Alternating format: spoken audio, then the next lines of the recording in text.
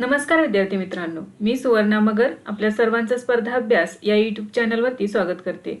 विद्यार्थी मित्रांनो, आज आहे 2 जानेवारी. तर आपल्या डेली करंट अफेअर्सच्या सिरीजमधील काही महत्त्वाचे करंट अफेअर्स आज आपण अभ्यासूया. त्यापूर्वी जर विद्यार्थी मित्रांनो आपण जे मंथली व्हिडिओ अपलोड करायचे राहिलेले आहेत ते सर्व व्हिडिओ या वीकमध्ये आपण अपलोड करणार आहोत. चला तर मग आजच्या व्हिडिओला सुरुवात करूया. फर्स्ट क्वेश्चन आहे, दक्षिण ध्रुवावर स्कीइंग करणारी सर्वात तरुण भारतीय कोण ठरली आहे? तर या प्रश्नाचे योग्य उत्तर आहे पर्याय क्रमांक 3, काम्या कार्तिकेयन. मुंबईची काम्या कार्तिकेयन ही दक्षिण ध्रुवावर स्कीइंग करणारी सर्वात तरुण भारतीय ठरलेली आहे. तिने वयाच्या 18व्या वर्षी हा विक्रम केलेला आहे. तर बघा, दक्षिण ध्रुवावर स्कीइंग करणारी सर्वात तरुण भारतीय कोण ठरलेली आहे? मुंबईची काम्या कार्तिकेयन. तिने हा जो विक्रम केलेला आहे ते वयाच्या 18व्या वर्षी केलेला आहे. तर ती भारतातील पहिली सर्वात तरुण ठरलेली आहे. तसेच ती दक्षिण ध्रुवावर स्कीइंग करणारी जगातील दुसरी सर्वात तरुण महिला देखील ठरलेली आहे. काम्याने 27 डिसेंबर 2025 रोजी दक्षिण ध्रुव गाठलेला आहे. या मोहिमेदरम्यान तिने 89° दक्षिण अक्षांशापासून सुमारे 115 किलोमीटर अंतर उणे 30° सेल्सिअस तापमानात पार केलेले आहे. यापूर्वी तिने जगातील 7ही खंडातील सर्वोच्च शिखरे सर करण्याचा 7 समिट्स विक्रमही केलेला आहे. आता ती एक्सप्लोरर्स ग्रँड स्लॅम पूर्ण करण्याच्या मार्गावर आहे. तर बघा, एक्सप्लोरर्स ग्रँड स्लॅम काय आहे? तर यामध्ये 7 समिट्स पूर्ण करावे लागतात. म्हणजे सर्व 7 शिखरे जी आहेत ती सर करावी लागतात आणि दक्षिण ध्रुव आणि उत्तर ध्रुव हे दोन्हीही यशस्वीरित्या पार करावे लागते. तर आता तिने 7 शिखरेही पार केलेली आहेत. तसेच दक्षिण ध्रुवावरतीही ती पोहोचलेली आहे आणि आता उत्तर ध्रुवावरती पोहोचल्यानंतर ती एक्सप्लोरर्स ग्रँड स्लॅम विजेती ठरणार आहे. तर बघा, मुंबईची काम्या कार्तिकेयन ही दक्षिण ध्रुवावर स्कीइंग करणारी सर्वात तरुण भारतीय ठरलेली आहे. नेक्स्ट आहे, पारंपरिक टपाल सेवा बंद करणारा जगातील पहिला देश कोणता बनला आहे? या प्रश्नाचे योग्य उत्तर आहे पर्याय क्रमांक 3, डेन्मार्क. पारंपरिक टपाल सेवा बंद करणारा डेन्मार्क हा जगातील पहिला देश ठरला आहे. 1 जानेवारी 2026 पासून डेन्मार्कची 400 वर्ष जुनी टपाल वितरण प्रणाली बंद करण्यात आलेली आहे. वाढत्या डिजिटल इंटरफेस आणि सरकारी टपाल सेवेत 90% अधिक घट झाल्यानंतर हा निर्णय घेण्यात आला आहे. तथापि खाजगी शिपिंग आणि टपाल सेवा पत्रे वितरित करणे सुरू ठेवणार आहेत. नेक्स्ट आहे, विशेष कृत्रिम बुद्धिमत्ता संशोधन संस्था स्थापन करणारे पहिले राज्य कोणते ठरले आहे? या प्रश्नाचे योग्य उत्तर आहे पर्याय क्रमांक 2, गुजरात. गुजरात हे विशेष कृत्रिम बुद्धिमत्ता संशोधन संस्था स्थापन करणारे भारतातील पहिले राज्य ठरलेले आहे. तर हे विशेष कृत्रिम बुद्धिमत्ता संशोधन संस्था याचे नाव काय असणार आहे? तर Indian artificial intelligence research organisation. ही संस्था गांधीनगर येथील गुजरात इंटरनॅशनल फायनान्स टेक सिटीमध्ये स्थापन करण्यात आलेली आहे. याला गिफ्ट सिटी असे म्हणतात. तर या ठिकाणी हे स्थापन करण्यात आलेले आहे आणि असे विशेष कृत्रिम बुद्धिमत्ता संशोधन संस्था स्थापन करणारे गुजरात हे भारतातील पहिले राज्य ठरलेले आहे. या संस्थेचे कामकाज 1 जानेवारी 2026 पासून सुरू झाले आहे.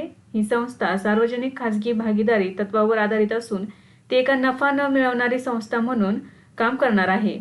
गुजरात सरकार, केंद्र सरकार आणि इंडियन फार्मास्युटिकल अलायन्स यांच्या त्रिपक्षीय भागीदारीद्वारे हे AI सेंटर स्थापन करण्यात आले आहे.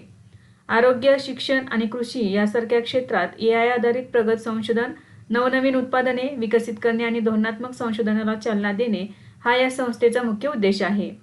महाराष्ट्र सरकारने भारतातील पहिले कृत्रिम बुद्धिमत्ता विद्यापीठ स्थापन करण्याची घोषणा केलेली आहे. तर बघा, भारतातील पहिले कृत्रिम बुद्धिमत्ता विद्यापीठ महाराष्ट्र राज्यामध्ये स्थापन करण्यात येणार आहे आणि आता गुजरात राज्यामध्ये विशेष कृत्रिम बुद्धिमत्ता संशोधन संस्था स्थापन करण्यात आलेली आहे. नेक्स्ट आहे, अलीकडेच फिडे वर्ल्ड ब्लिट्झ चॅम्पियनशिप 2025 चे विजेतेपद कोणी जिंकले आहे? तर या प्रश्नाचे योग्य उत्तर आहे पर्याय क्रमांक 4, मॅग्नस कार्लसन. 30 डिसेंबर 2025 रोजी दोहा, कतार येथे पार पडलेल्या फिडे वर्ल्ड ब्लिट्झ चॅम्पियनशिप 2025 चे विजेतेपद नॉर्वेच्या मॅग्नस कार्लसन याने पटकावले आहे. हे त्याचे विक्रमी 90 वर्ल्ड ब्लिट्झ जेतेपद आहे. 19वे जागतिक जेतेपद त्यांनी जिंकलेले आहे. कार्लसनने अंतिम सामन्यामध्ये उझबेकिस्तानच्या नोदिरबेक अब्दुसत्तारोव्हचा 2.5 1.5 असा पराभव केला. भारतीय ग्रँडमास्टर अर्जुन एरेगेसीने चमकदार कामगिरी करत कांस्य पदक जिंकलेले आहे. बघा, सुवर्ण पदक कोणी जिंकले? नॉर्वेच्या मॅग्नस कार्लसन याने.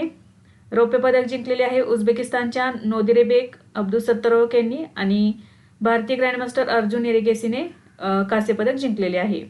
अर्जुन एरेगेसीचा हा विश्वनाथन आनंद नंतर हा पराक्रम करणारा दुसरा भारतीय पुरुष खेळाडू ठरलेला आहे. महिलांच्या वर्ल्ड ब्लिट्झ चॅम्पियनशिपमध्ये कझाकिस्तानची बिबिसारा असाउबायेवा तिसऱ्यांदा विजेती ठरलेली आहे. नेक्स्ट आहे जगातील चौथी सर्वात मोठी अर्थव्यवस्था कोणता देश बनला आहे? तर याचे योग्य उत्तर आहे पर्याय क्रमांक 3 आपला भारत देश. भारत हा जगातील चौथी सर्वात मोठी अर्थव्यवस्था बनला आहे. भारताने जपानला मागे टाकले आहे. भारताच्या जीडीपीचे एकूण मूल्यांकन आता $4.18 ट्रिलियन म्हणजेच 350 लाख कोटी रुपये एवढे झालेले आहे. जपानला मागे टाकल्यानंतर भारत पुढील 2.5 ते 3 वर्षात जर्मनीलाही मागे टाकेल. 2030 पर्यंत 7.3 ट्रिलियनच्या अर्थव्यवस्थेसह ते जगात तिसऱ्या क्रमांकावर असतील. आंतरराष्ट्रीय नाणेनिधीच्या अंदाजानुसार 2026 मध्ये भारताची अर्थव्यवस्था $4.51 ट्रिलियन पर्यंत पोहोचण्याची शक्यता आहे. जागतिक क्रमवारी बघा, जानेवारी 2026च्या सुरुवातीला किती आहे? अमेरिकेचे आहे $30.6 ट्रिलियन, चीनचे आहे 19.4 ट्रिलियन, जर्मनी आहे तिसऱ्या क्रमांकावरती $5 ट्रिलियन, भारत आहे $4.18 ट्रिलियन आणि जपान आहे $4.1 ट्रिलियन सह 5व्या क्रमांकावरती. पहिला अमेरिका, दुसरा चीन, तिसऱ्या क्रमांकावरती जर्मनी, चौथ्या क्रमांकावरती आहे भारत आणि 5व्या क्रमांकावरती आहे जपान हा देश.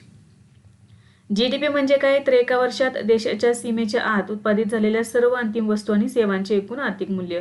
तर यावेळेस चौथी सर्वात मोठी अर्थव्यवस्था ठरलेला आहे आपला भारत देश. नेक्स्ट आहे 1 जानेवारी 2026 पासून कोणत्या देशाने भारतीय निर्यातीवरील सीमाशुल्क रद्द केले आहे? तर या प्रश्नाचे योग्य उत्तर आहे पर्याय क्रमांक 1 ऑस्ट्रेलिया. ऑस्ट्रेलियाने 1 जानेवारी 2026 पासून भारतीय निर्यातीवरील सीमाशुल्क रद्द करण्याची घोषणा केली आहे. भारत ऑस्ट्रेलिया आर्थिक सहकार्य आणि व्यापार करार अंतर्गत हा निर्णय घेण्यात आला आहे. केंद्रीय वाणिज्य आणि उद्योग मंत्री पियुष गोयल यांनी याची घोषणा केलेली आहे. भारत आणि ऑस्ट्रेलिया दरम्यान आर्थिक सहकार्य आणि व्यापार करार 29 डिसेंबर 2022 पासून लागू आहे. त्यावेळेस काही निर्यातीवरील सीमाशुल्क रद्द करण्यात आलेले होते, पण 1 जानेवारी 2026 पासून पूर्णपणे रद्द करण्यात आलेले आहे. या अंतर्गत ऑस्ट्रेलिया सर्व टॅरिफ लाईन्सवरील भारतीय निर्यातीवरील शुल्क काढून टाकणार आहे. भारताच्या कृषी, वस्त्रोद्योग, रत्ने आणि दागिने, औषध आणि अभियांत्रिकी उत्पादनांना मोठ्या प्रमाणात फायदा देणारा हा करार आहे. भारतीय निर्यातदारांना आता ऑस्ट्रेलियात सीमाशुल्क प्रवेश मिळणार आहे. नेक्स्ट आहे नवीन पिढीच्या ध्रुव हेलिकॉप्टरच्या नागरी आवृत्तीचे पहिले उड्डाण कोठे करण्यात आले? तर याचे योग्य उत्तर आहे पर्याय क्रमांक 3 बेंगळुरू. नवीन पिढीच्या ध्रुव हेलिकॉप्टरच्या नागरी आवृत्तीचे पहिले यशस्वी उड्डाण बेंगळुरू येथून झालेले आहे. 30 डिसेंबर 2025 रोजी केंद्रीय नागरी उड्डाण मंत्री राममोहन नायडू यांनी या हेलिकॉप्टरला हिरवा झेंडा दाखवून उड्डाणाचे उद्घाटन केले. हे हेलिकॉप्टर हिंदुस्तान एरोनॉटिक्स लिमिटेडच्या बेंगळुरू येथील हेलिकॉप्टर विभागात विकसित आणि उत्पादित करण्यात आलेले आहे. या हेलिकॉप्टरला ध्रुव NG असे नाव देण्यात आलेले आहे. हेलिकॉप्टर ॲडव्हान्स्ड लाईट हेलिकॉप्टरचे नागरी आवृत्ती आहे.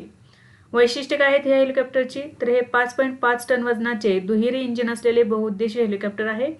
यामध्ये स्वदेशी बनावटीचे शक्ती इंजिन वापरण्यात आलेले आहे. याचा कमाल वेग 285 किलोमीटर प्रति तास इतका आहे. या हेलिकॉप्टरचा वापर मुख्यत्वे नागरी सेवा जसे की पर्यटन, VIP वाहतूक, एअर ॲम्ब्युलन्स आणि दुर्गम भागातील कनेक्टिव्हिटीसाठी केला जाणार आहे. नेक्स्ट क्वेश्चन आहे महिला T20 आंतरराष्ट्रीय क्रिकेटमध्ये अलीकडेच सर्वाधिक विकेट घेणारी गोलंदाज कोण बनली आहे? तर याचे योग्य उत्तर आहे पर्याय क्रमांक 2 दीप्ती शर्मा. दीप्ती शर्मा महिला T20 आंतरराष्ट्रीय क्रिकेटमध्ये सर्वाधिक विकेट घेणारी गोलंदाज ठरली आहे. दीप्ती शर्मा ही एक भारतीय अष्टपैलू खेळाडू आहे. दीप्ती शर्माने 30 डिसेंबर 2025 रोजी श्रीलंकेविरुद्धच्या 5व्या T20 सामन्यात आपली 152वी विकेट घेऊन हा जागतिक विक्रम प्रस्थापित केला आहे. यासह तिने ऑस्ट्रेलियाची वेगवान गोलंदाज मेगन शर्ट हिला मागे टाकले आहे, जिच्या नावावर 151 बळी होते. तिने 133 सामन्यांमध्ये ही कामगिरी केली असून T20 आंतरराष्ट्रीय क्रिकेटमध्ये 150 विकेट्स टप्पा गाठणारी ती पहिली भारतीय खेळाडू ठरलेली आहे. म्हणजे पुरुष आणि महिला दोन्ही गटामध्ये ती पहिली भारतीय खेळाडू ठरलेली आहे जिने T20 आंतरराष्ट्रीय क्रिकेटमध्ये 150 विकेट्स घेतलेले आहेत. दीप्ती शर्मा ही T20 आंतरराष्ट्रीय क्रिकेटमध्ये 1000 पेक्षा जास्त धावा आणि 150 पेक्षा जास्त विकेट्स घेणारी जगातील पहिली खेळाडू देखील ठरलेली आहे. महिला T20 आंतरराष्ट्रीय सामन्यामध्ये सर्वाधिक विकेट्स घेणारे खेळाडू कोण आहेत बघा. 2 जानेवारी 2026 पर्यंतची आकडेवारी आहे. पहिल्या क्रमांकावरती आहे दीप्ती शर्मा, भारताची खेळाडू. दुसऱ्या क्रमांकावरती आहे मेगन शेट, ऑस्ट्रेलिया, 151 विकेट्स घेतलेले आहेत. तिसऱ्यावर आहे रवांडाची हेनरिएट इशिमेवे, 144 विकेट्स घेतलेले आहेत.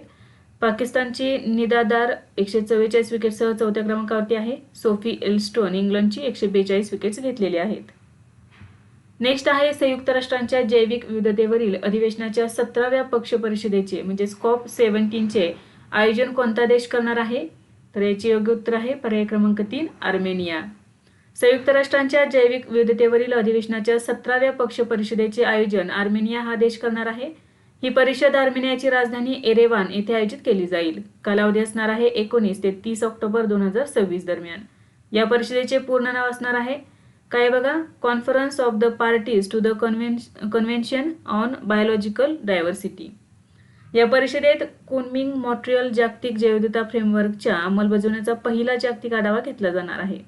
आर्मेनियाने या परिषदेसाठी स्थानिक पोलिओमटेस एरिवोनेन्स या फुलपाखरापासून प्रेरित बोधचिन्ह आणि निसर्गासाठी कृती हे घोषवाक्य जाहीर केले आहे. नोव्हेंबर 2024 मध्ये कोलंबिया येथे झालेल्या COP16 परिषदेदरम्यान झालेल्या मतदानात आर्मेनियाने अझरबैजानचा पराभव करून या परिषदेचे यजमानपद मिळवलेले होते. या परिषदेचे आयोजन संयुक्त राष्ट्रांच्या अंतर्गत केले जाते. नेक्स्ट आहे भारतीय नौदलाचे जहाज INSV कौंडिन्य कोणत्या देशात आपल्या पहिल्या समुद्री प्रवासावर निघाले आहे? तर याचे योग्य उत्तर आहे पर्याय क्रमांक 1 ओमान. भारतीय नौदलाचे जहाज INSV कौंडिन्य तिच्या पहिल्या सागरी प्रवासाला निघाले आहे. 29 डिसेंबर 2025 रोजी गुजरातमधील पोरबंदर येथून ओमानमधील मस्कतपर्यंत यात्रा सुरू झाली आहे. पोरबंदर गुजरात ते मस्कत ओमान असा पहिलाच परदेश प्रवास असणार आहे. हे जहाजाचे पहिले परदेश प्रवास आहे आणि भारत आणि ओमानमधील प्राचीन सागरी व्यापार मार्गाचा शोध घेणार आहे. या मोहिमेचे नेतृत्व करत आहेत कमांडर विकास शेवरेन, कमांडर वाय हेमंत कुमार आणि या जहाजाच्या क्रूमध्ये एकूण 4 अधिकारी आहेत आणि 13 नौदल खलाशी आहेत ज्यांना पारंपरिक नौकायन पद्धती चालवण्याचे प्रशिक्षण देण्यात आलेले आहे. INSV कौंडिन्य हे स्वदेशी बनावटीचे पारंपरिक शिवलेले नौकायन जहाज आहे. हे खिळे किंवा आधुनिक वेल्डिंग शिवाय प्राचीन जहाज बांधणी तंत्राचा वापर करून बांधले गेले आहे. ते शतकानुशतके जुने नैसर्गिक साहित्य आणि पद्धती वापरते. नेक्स्ट आहे गंगेच्या तराई भागातील कोणत्या पक्ष्यांच्या प्रजातींसह वाळूच्या ढिगाऱ्यांवर घरटी बांधणाऱ्या पक्ष्यांच्या संवर्धनासाठी सरकारने एक नवीन प्रकल्प मंजूर केला आहे? तर याचे योग्य उत्तर आहे पर्याय क्रमांक 2 इंडियन स्कीमर. गंगेच्या तराई भागातील इंडियन स्कीमर या संकटग्रस्त पक्ष्यासह वाळूच्या ढिगाऱ्यांवर घरटी बांधणाऱ्या पक्ष्यांच्या संवर्धनासाठी सरकारने एक नवीन प्रकल्प मंजूर केला आहे. 29 डिसेंबर 2025 रोजी नवी दिल्ली येथे झालेल्या national mission for clean Ganga याच्या 68व्या कार्यकारी समितीच्या बैठकीत या प्रकल्पाला मंजुरी देण्यात आली. गंगा खोऱ्यातील वाळूच्या ढिगाऱ्यांवर बीन करणाऱ्या आणि संकटग्रस्त असलेल्या पक्ष्यांच्या अधिवासाचे संरक्षण करणे हा या प्रकल्पाचा मुख्य हेतू आहे. या प्रकल्पांतर्गत चंबळ आणि खालच्या गंगा क्षेत्रासह बिजनोर, नरोरा आणि प्रयागराज यासारख्या नवीन ठिकाणी घरट्यांचे निरीक्षण केले जाईल. यामध्ये स्थानिक समुदायांना प्रशिक्षित केले जाईल जेणेकरून ते संवेदनशील वाळूच्या ढिगाऱ्यांचे संरक्षण करू शकतील आणि मानवी हस्तक्षेप कमी करण्यास मदत करतील.